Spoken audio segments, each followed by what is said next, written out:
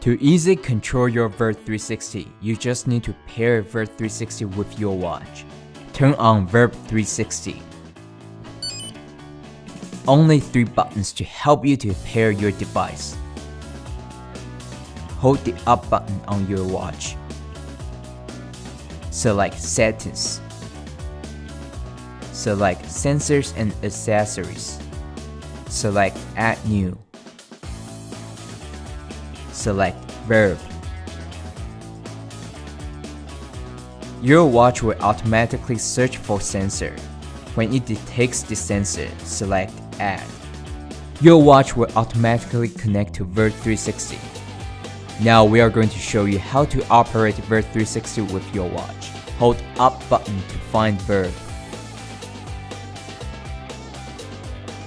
Press Start button to start recording. Press it again to stop recording.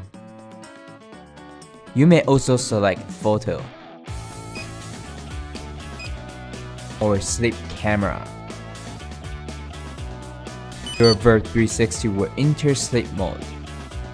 Select Wake Camera to exit sleep mode. This is how you pair and operate your VIRB 360. Thank you for watching.